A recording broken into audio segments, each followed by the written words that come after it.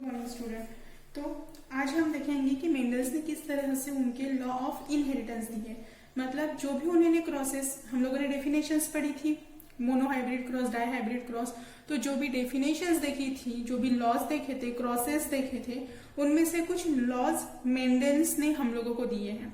तो Mendel propose the three basic postulates on the basis of which the three laws were formulated. इन तीन postulates में से उन्होंने क्या किए, थ्री लॉज को फॉलो किया और थ्री लॉज को बनाया, जो लॉ हम लोग देखेंगे। उसमें से पहला लॉ है law of dominance, second one is law of segregation and the third one is law of independent assortment. अब लॉ ऑफ डोमिनेंस क्या होता है? डोमिनेंट मतलब पता है हम लोगों को और रेसेसिव मतलब पता है। तो डोमिनेंट का मतलब क्या था? जो खुद को डोमिनेट करता है, जो दूसरे को सप्रेस करता है और खुद की एक्टिविटी को ज्यादा अच्छे से शो करता है। उसमें जिस तरह से कोई बहन भाई हो, बहन भाइयों में से क्या होता है कि जो ज्यादा बड़ा होता है, मतलब जो एज में बड़ा होता है और उनका जो भी दबाव होता है वो ज्यादा होता है, उनका सब लोग सुनते हैं। लेकिन जो छोटे होते हैं उनका कोई सुनता है क्या? नहीं, क्योंकि उनको दबाव ही नहीं पड़ता है। तो जिनका सुनते हैं, जिनका दबाव पड़ता है, वो मतलब हमारे डोमिनेंट, और जो छोटे होते हैं जिनका दबाव नहीं पड़ता है, वो मतलब हमारे रेसेसिव कैरेक्टर। इस तरह से हम लोग लेके चलेंगे। अब यहाँ पे लॉ ऑफ डोमिनेंस, मतलब लॉ ऑफ डोमिनेंस में हम लोगों को ये पढ़ना है कि कौन सा फैक्टर कौन सी जनरेशन में डोमिनेंट रहता है। तो शुरू करते हैं। In the monohybrid and the dihybrid crosses the phenotypic character are controlled by the discrete unit called as the factor. हम लोगों ने कल ही देखा था कि जो भी कैरेक्टरिस्टिक्स होती है, वो कैरेक्टरिस्टिक्स हम लोग किसके थ्रू पढ़ते हैं? With the help of discrete unit called as the factor in a dissimilar pair of factor. अब डिसिमिलर पेयर ऑफ फैक्टर मतलब कौन सा? डिसिमिलर पेयर मतलब कैपिटल टी स्मॉल टी, इसमें एक कैपिटल टी है दूसरा स्मॉल टी है, तो मतलब dissimilar pair. Dissimilar pair of factor of one members of the pair dominant and the other is recessive. तो जब भी हम लोग किसी भी डिसिमिलर कैरेक्टर के बारे में बात करेंगे, डिसिमिलर पेयर के बारे में बात करेंगे, तो उसमें एक बड़ा रहेगा, दूसरा छोटा रहेगा। जो बड़ा होता है उसमें उसे हम लोग बोलेंगे डोमिनेंट कैरेक्टर, और जो छोटा रहेगा उसे हम लोग बोलते हैं हमेशा रेसेसिव कैरेक्टर। ठीक है, तो डोमिनेंट और रेसेसिव मतलब हम लोगों को समझ गया। डोमिनेंट और रेसेसिव कहां पर मिलेंगे हम लोगों को? In the dissimilar pair of factor. Then the law of dominance is used to explain the expression of only one of the parental character of monohybrid cross in the F1 generation। अब ये जो भी line है हमारी, the law of dominance से लेके to the expression of both in F2 generation, ये line हमारी बहुत ही ज्यादा इंपॉर्टेंट लाइन है। कैसे? इसमें हम लोगों को ये बताया है कि जो भी लॉ ऑफ डोमिनेंस है वो क्या बोलता है कि जो भी एक्सप्रेशन है, expression of only one of the parent character of the monohybrid cross in the F1 और the end both in the F2।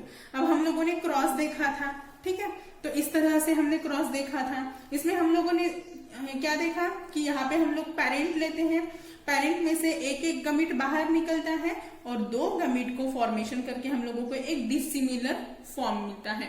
अब ये जो डिसिमिलर फॉर्म है, इसमें एक कैपिटल टी है जिसे हम डोमिनेंट बोलेंगे, स्मॉल टी है जिसे हम लोग क्या बोलेंगे? हमारा रेसेसिव कैरेक्टर बोलेंगे। तो यहाँ पे कैपिटल टी और स्मॉल टी हम लोग इसे बोलते हैं कि ये है टॉल प्लांट। ठीक है, टॉल प्लांट बोलते हैं। तो टॉल मतलब क्या?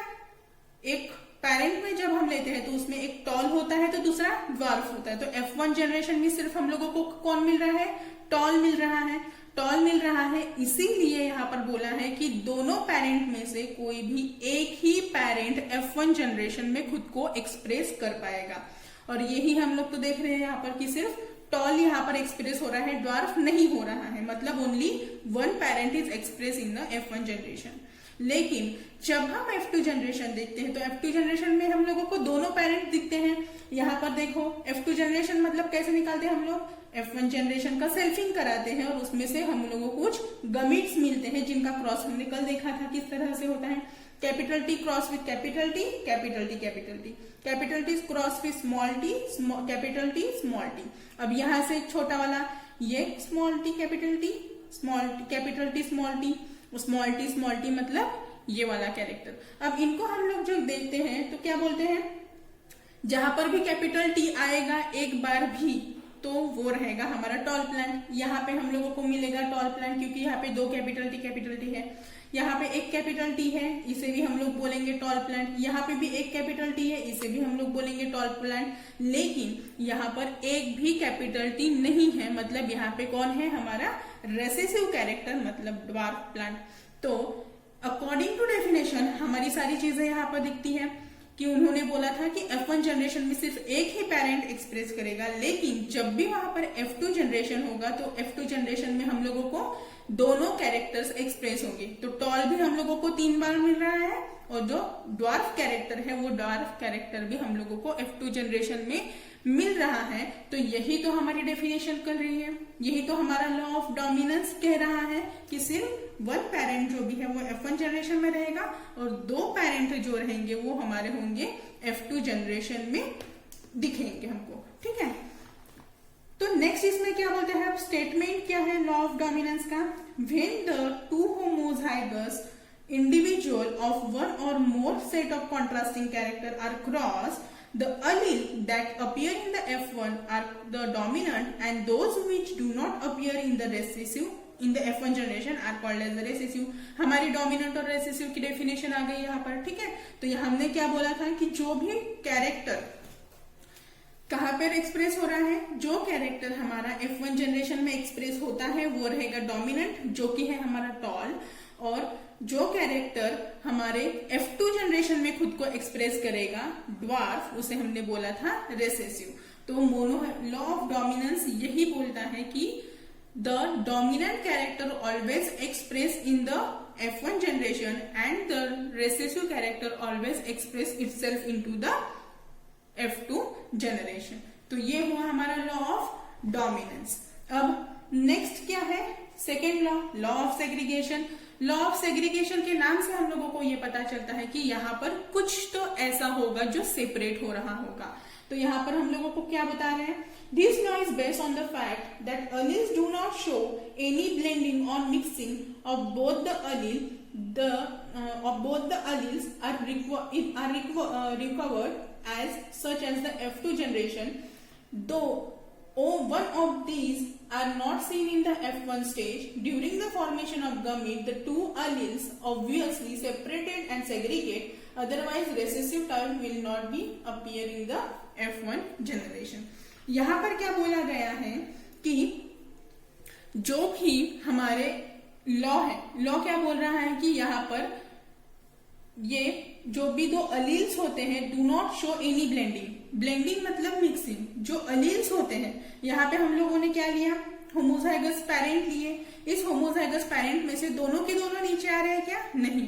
इसमें से ये जो भी दो रहेंगे वो खुद को क्या करेंगे, सेपरेट आउट करेंगे, मतलब यहाँ से अलील का होगा सेपरेशन। अब ये तो होमोजाइगस है, अगर मैं यहाँ पर लेती हूँ हेट्रोजाइगस अलील, मतलब एक कैपिटल टी और एक स्मॉल टी, तो कैपिटल टी भी आएगा नीचे एज ए गमिट करके और स्मॉल टी भी आएगा हमारा एज ए गमिट करके। तो यहाँ पर क्या होता है, उन पेरेंट्स में से, वो पेरेंट में से यहाँ पर गमिट सेपरेट आउट होता है during the formation of next generation और during the formation of the F1 और द F2 जनरेशन, यही बोलना है। तो इसीलिए हम लोग जब भी पेरेंट लेते हैं तो उस पेरेंट में से सिर्फ गमिट को बाहर निकालते हैं, क्योंकि ये है हमारा लॉ ऑफ सेग्रीगेशन, जिसमें बोला है कि जो भी हमारे अलील्स हैं वो अलील्स खुद को सेपरेट आउट करते हैं।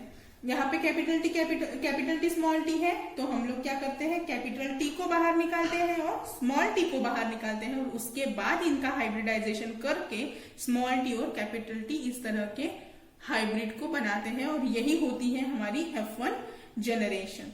ये क्या हुई हमारी F1 जनरेशन। अब the gametes which are formed are always pure for the particular character or the trait। ये होता है उसी कैरेक्टर के लिए प्योर, मतलब कैपिटल टी, ये हुआ उसका प्योर फॉर्म।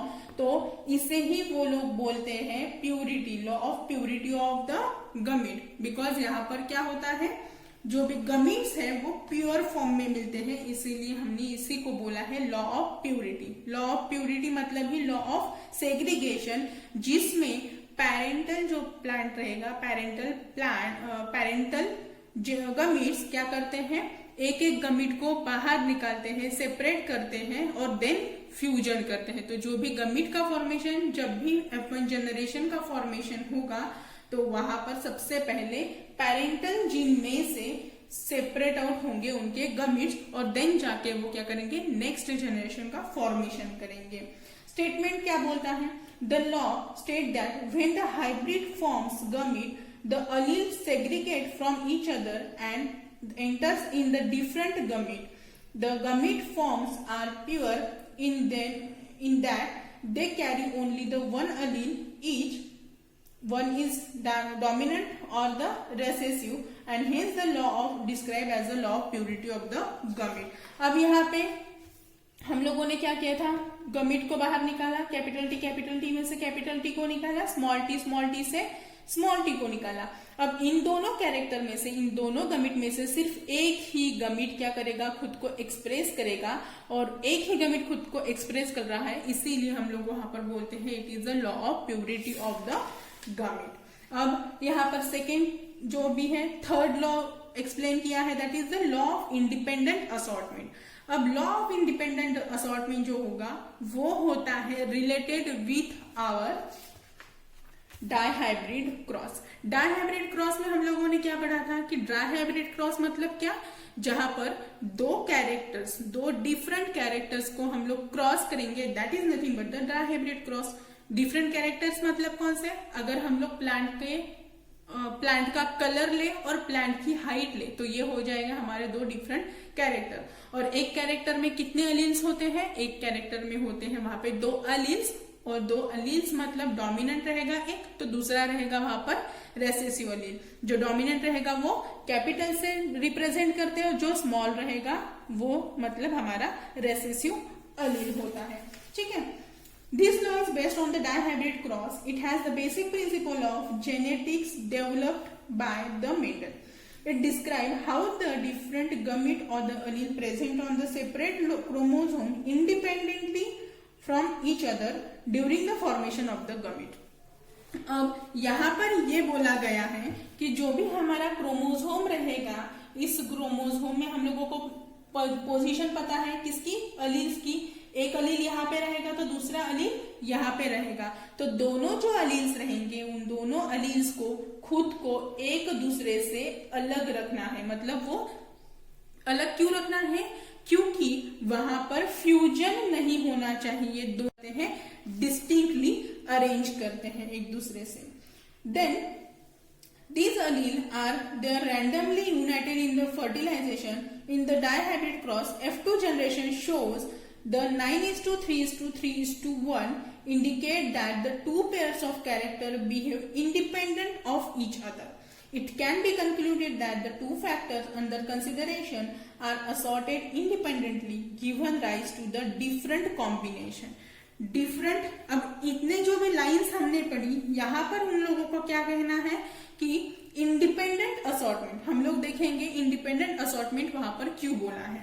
अगर इंडिपेंडेंट असॉर्टमेंट है, डिपेंडेंट मतलब वो अलग अलग रहेंगे, वो किसी भी चीज के लिए एक दूसरे के साथ रिलेट नहीं करेंगे। और ये है डायहाइब्रिड क्रॉस के रिलेटेड। तो डायहाइब्रिड में हम लोग क्या लेते हैं, टू कैरेक्टर लेते हैं। तो इनका कहना ये है कि जो भी टू कैरेक्टर्स रहेंगे वो दोनों कैरेक्टर एक दूसरे से डिस्टिंक्ट रहेंगे, एक दूसरे से मिक्सअप नहीं होंगे। फॉर एग्जाम्पल, अगर मैं ले रही हूं पॉड का कलर, ठीक है, कलर में हम लोग क्या लेते हैं, कलर में हम लोग ने सपोज लिया है रेड कलर और दूसरा है ग्रीन कलर। इसमें से रेड कलर है डोमिनेंट और ग्रीन कलर है हमारा रेसेसिव। तो रेड और ग्रीन कलर ये हो गया कलर का एक कैरेक्टर। दूसरा ले लेंगे हम लोग शेप, ठीक है, शेप ले लेंगे। शेप में हम लोगों को पता है राउंड शेप होता है और एक रिंकल्ड शेप होता है। तो ये दोनों कैरेक्टर एक दूसरे के साथ मिक्सअप नहीं रहेंगे, दोनों इंडिपेंडेंटली रहेंगे। मतलब अगर सीड राउंड है तो जरूरी नहीं है कि वो रेड ही होनी चाहिए, अगर सीड रिंकल्ड है तो जरूरी नहीं है कि सीड हमेशा ग्रीन ही कलर की रहनी चाहिए। इसका मतलब होता है कि वो अपने अपने इसमें वर्क कर रहे हैं। अगर हमारी सीड रेड कलर की है तो ये जरूरी नहीं है कि वो राउंड शेप की हो। अगर हमारी जो भी सीड है वो ग्रीन कलर की है तो ये भी जरूरी नहीं है कि वो रिंकल्ड हो। तो इस तरह से दोनों कैरेक्टर क्या करते हैं, इंडिपेंडेंट है। दोनों कैरेक्टर खुद को एक दूसरे से अलग अलग शो करते हैं। अगर ये इंडिपेंडेंट नहीं होते, ये अगर डिपेंडेंट होते तो क्या होता, जो रेड कलर का सीड है वो राउंड भी होती, अगर वो राउंड कलर की सीड है तो वो रेड भी होनी चाहिए। ग्रीन कलर की सीड है तो वो रिंकल्ड ही रहेगी, और रिंकल्ड है वो ग्रीन कलर ही शो करेगा। लेकिन हमने क्या बोला, इट इज इंडिपेंडेंट। तो इसीलिए यहाँ पर जो भी कैरेक्टर्स हमने लिए वो कैरेक्टर एक दूसरे से डिस्टिंक्ट रहेंगे। ऐसा है इंडिपेंडेंट असॉर्टमेंट का लॉ।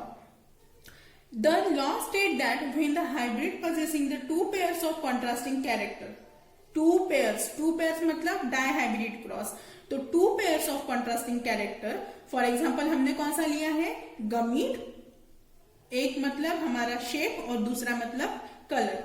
तो वो जो भी गमीट रहेंगे दे forms a gamete and the factor of each pair segregate independently of the other pair. मतलब वो एक दूसरे के साथ लिंक नहीं रहेंगे, वो हमेशा एक दूसरे से डिस्टिंक्ट रहेंगे और खुद को एक्सप्रेस करेंगे, ना कि डिपेंड रहेंगे अदर पे। तो इस तरह से हमने क्या देखा, 3 टाइप्स के लॉज देखे मेंडेल के, जिसमें हमने सबसे पहले लॉ ऑफ डोमिनेंस पढ़ा, second one law of segregation पढ़ा और third one is the law of independent assortment पढ़ा। लॉ ऑफ डोमिनेंस क्या कहता है कि जो भी डिसिमिलर पेयर रहेंगी, डिसिमिलर पेयर मतलब कैपिटल टी स्मॉल टी, इसमें से एक डोमिनेंट रहेगा एक रेसेसिव रहेगा। डोमिनेंट लॉ में क्या बोलते हैं कि जो भी डोमिनेंट है वो F1 जनरेशन मिलेगा और रेसेसिव जो है वो F2 जनरेशन में मिलेगा हम लोगों को। ये हुआ हमारा law of dominance. Law of segregation क्या बोल रहा था कि जो भी हमारे गमीट्स हैं, जो भी पेरेंट होते हैं, वो parent before the gene formation वो क्या करते हैं, गमीट्स को सेपरेट आउट करते हैं। मतलब कैपिटल टी स्मॉल टी से वो क्या करेंगे, अपने अपने गमीट को बाहर निकालेंगे। जैसे कि यहाँ पर हम लोग निकालते हैं, ये हमारे पेरेंट्स हैं और पेरेंट में से पहले गमीट बाहर निकलते हैं, उसके बाद ही वो फ्यूजन करते हैं। तो यहाँ पर क्या होता है, गमीट का सेपरेशन होता है। तो ये बोलता है हमारा second law of segregation. Third law मतलब क्या, इंडिपेंडेंट असॉर्टमेंट। इंडिपेंडेंट असॉर्टमेंट में हमने ये देखा कि वहां पर डायहाइब्रिड क्रॉस होता है, हम लोग दोनों कैरेक्टर लेते हैं, लेकिन दोनों के दोनों कैरेक्टर एक दूसरे से बिल्कुल डिफरेंट है। एक दूसरे के किसी भी कैरेक्टर में वो एक दूसरे को हेल्प नहीं करेंगे। ग्रीन है तो वो उसका जो भी शेप है वो कौन सा भी रह सकता है, राउंड रह सकते हैं, रिंकल्ड हो सकता है। अगर सीड हमारी रिंकल्ड है तो जरूरी नहीं है कि वो ग्रीन ही कलर की रहेंगी। तो इस तरह से दोनों कैरेक्टर एक दूसरे से में कैसे रहेंगे, इंडिपेंडेंट रहेंगे। इस तरह से थे हमारे आज के तीनों लॉ। अब नेक्स्ट लेक्चर में हम लोग देखेंगे कि बैक क्रॉस और टेस्ट क्रॉस क्या होता है and the deviation from the Mendel's finding. Okay, thank you.